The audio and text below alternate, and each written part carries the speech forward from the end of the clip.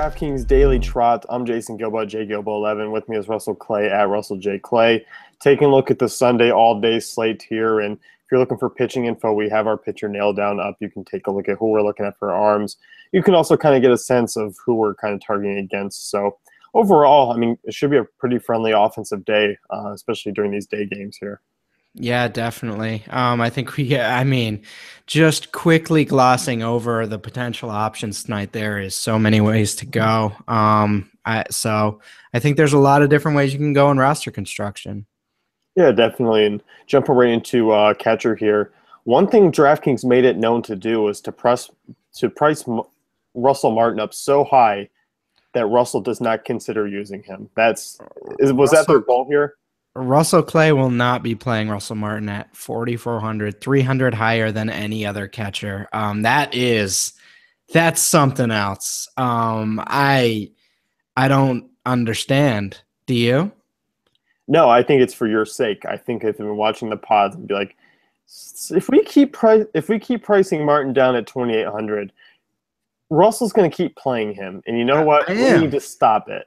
Yeah, you know what? I think someone just put their foot down. They've been watching my shares, and they're like, "We can't do this to this guy anymore."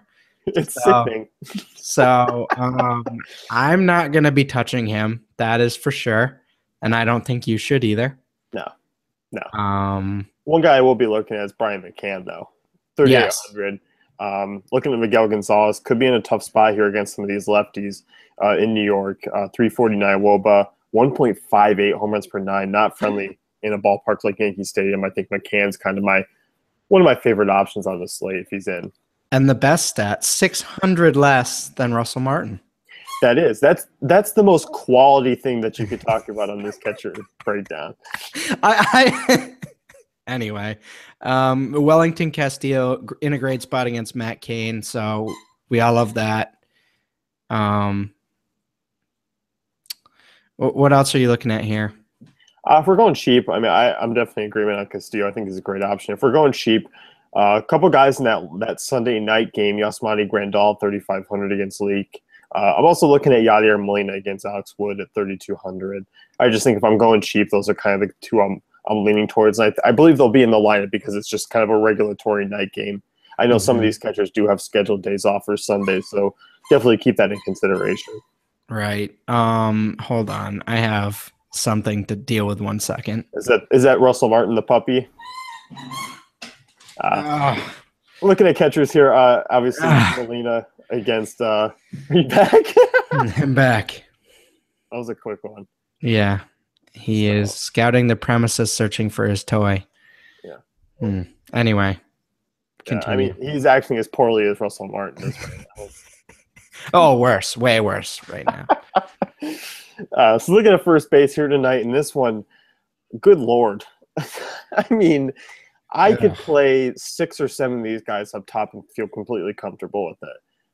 Yeah, I mean, it really just depends on roster construction and which stack you decide to go with. But I mean, it's too bad we don't have flex spots for first base tonight because we're looking at some really strong high-end options and even some really strong like mid-range 4K, even some 3K guys that are all intriguing to me. So it's really too many options, honestly.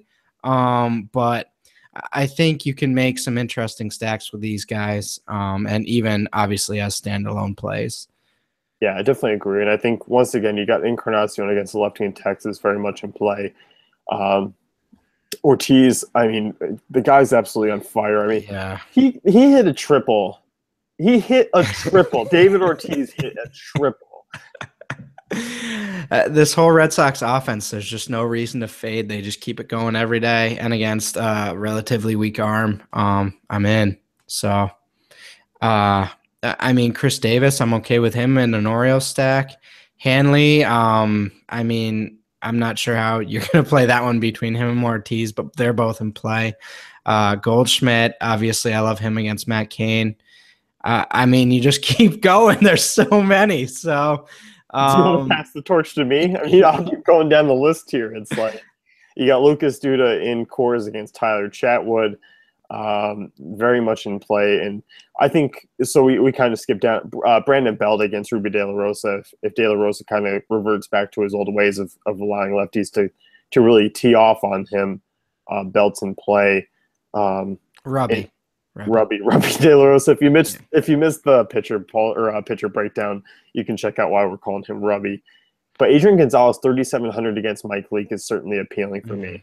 Yeah, no, I'm with you. I mean, obviously he's not as appealing as those top end options, but with price considered, I think he can have a good day.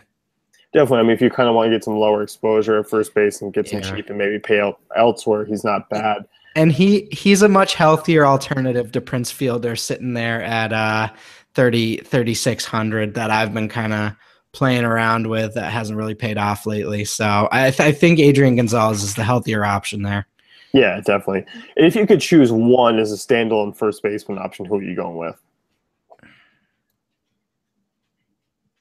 Prince, but don't follow me. Don't do that. Out of the top options, I was saying. Oh, not Prince out of the top. Out of the top options, I would probably go Goldschmidt against Kane. Okay. I'm leaning towards Ortiz against him there. So I think that's kind of who I'm looking at. But yeah, I mean, I mean, that's kind of where we're putting out. I think if we just narrowed out our favorites of that whole group, Ortiz and Goldie are kind of where we're looking. Wait, why do we have to tell anyone anything? What are we trying to help people or something? That might be our job, so I can't tell you. Look at second base here, and holy hell, Jose Altuve, 5,600. 56. Yeah, that's a lot. He's priced like Kobe Bryant before his last game of the season at this point. I mean, it's insane. Yes. And like probably worth it against O'Sullivan, but that's really paying up. He's just been so consistent, though. I love that high floor from a high-priced guy. So I feel a little insulated by using him as a high-priced guy, so I'm okay with it. Obviously, in a Houston stack, you need to include him. But even as a standalone play, 5,600, that's tough, but I think it's worth it, actually. I mean, he's hitting over 450 over the last 10 days. So, I mean, I definitely agree with it. I don't mind him there. I mean, there are some guys you can look for cheaper. We were both in agreement. Jason Kipnis against Tyler Duffy there at 4,500s. Where we're looking is he's starting to really heat up lately. Right, and obviously that's 1,100 difference. So, yeah, I do like Kipnis, especially if you're looking to save a little. In that same range, Segura, more Diamondbacks, you pretty much know the story with me now. I like the Diamondbacks, I think. Yeah, no, for sure. And I think we're kind of looking at these guys as, yes, they're great standalone plays, but it's also kind of maybe you work them into a mini stack of sorts if you're going that route. So if you like the Houston bats and you're pairing them up with a Springer and Correa, you put Altuve in. If you like Segura and Goldschmidt, you're kind of working together. And we're both in agreement that we like these guys as standalone plays as well. But we're kind of maybe fitting them in more towards correlation type options. I don't think you can win a slate like this if you're not stacking, to be honest with you. In a tournament, I think you need to hit big on a stack. And when you just look at the first base, for example, I mean, there's just so many options. You really just need to make a call and make sort of go with a lineup you feel confident in. Yeah, I definitely agree. Looking a bit cheaper here, Orlando Door, 4,500. I mean, I guess it's not really cheaper, but 4,500. Interesting swerve off some of those arms. And Sanchez has been quite average against lefties this season. Obviously, he's pitched better in 2016, but Odor's been kind of red hot of late. Yeah, I'm with that. It's pretty interesting because as you go down, you see Daniel Murphy at 4K, and you just want to automatically throw him in, and then you're like, oh, darn it. Fernandez. Sigh. And then you move past them because I don't think any Mets. What do you think about the Mets? I don't think they're really in play. Do you? The Mets? Yeah. Any Mets? I like Walker here at second base. Why do I still think he's on the Mets? I don't know. I think you're. That's the second time I've done that. You have. But yes, I do think the Mets are in play. I think the Nationals are less in play. But, I mean, Walker, 4,200 right there. Coors option lefty against Chatwood, certainly in play. Murphy's somewhat of a GPP play for me, though, I think. Yeah. the way he's locked in, and you look at Fernandez. I mean, obviously he's been dealing with the injury, but since 2014, 342 WOBA allowed to lefties. Mm-hmm. Yeah, I mean, you're going to get these. We talked about in the pitcher pod that he only needs to worry about Harper and Murphy. Mm-hmm. And it's like, well, if you're not rostering him, I mean, 4K is a discount for a guy who's hitting over 400 this season. Right. I mean, yeah, you can't really ignore that. So I'm agreeing with you at 4K. I mean, pretty much regardless of matchup, you kind of want to throw him in there. So I think he's in play in a tournament standalone type of way. Yeah, I agree. And going lower, Derek Dietrich, 3,400, second base, third base option against Joe Ross. Ross has pitched somewhat well. Obviously struggles with lefties, 347 WOBA allowed in his career.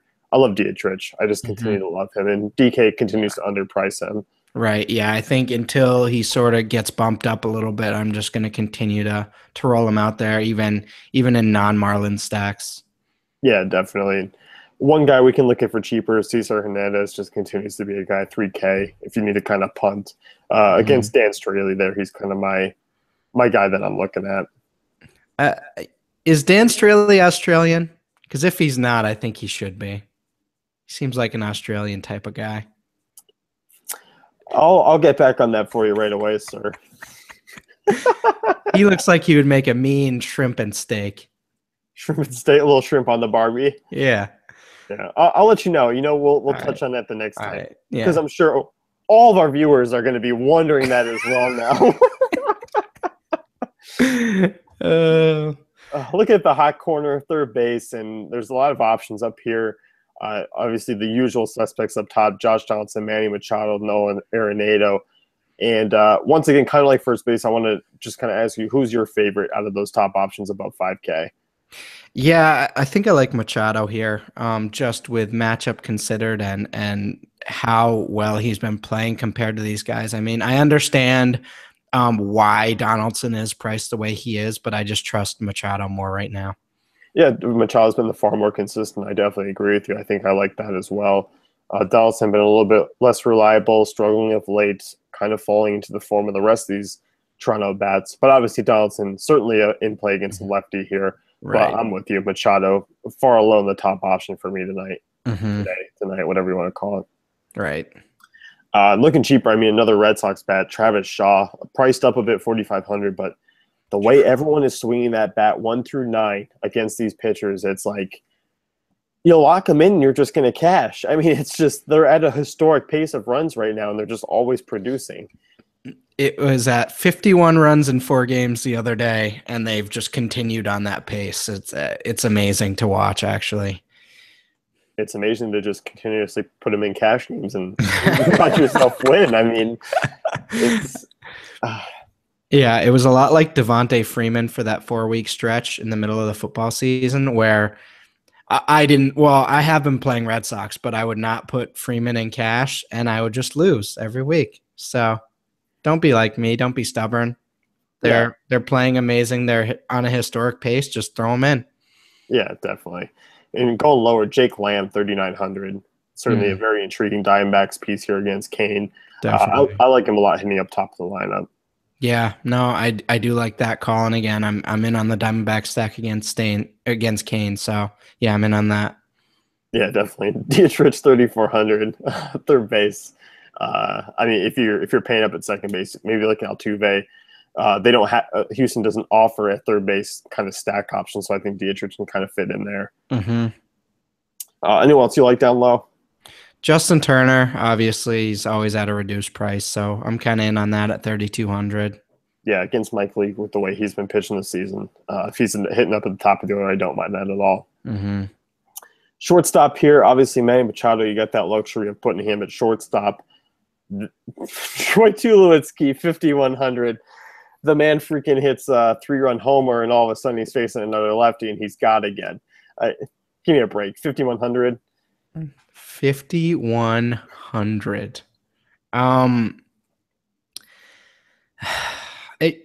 I might have to fall on the sword for the life of this Toronto stack, because I don't know if people can handle paying up for this stack and then it just not paying off. So I might have to just jump on this pitcher. But I, I just don't think this makes sense to me. Does this make sense? No, not when Carlos Correa is facing Sean O'Sullivan at Fenway for 5K. So I don't think I can touch this. I'd much rather just go for Machado, Story, or Bogarts up top, and even as you mentioned, Correa at 5K. I'm definitely down with that over Tulowitzki. Yeah, and you can even spin down to Kozar, who's hit lefties well, obviously hitting lead off for the Reds too. I like that matchup. Right.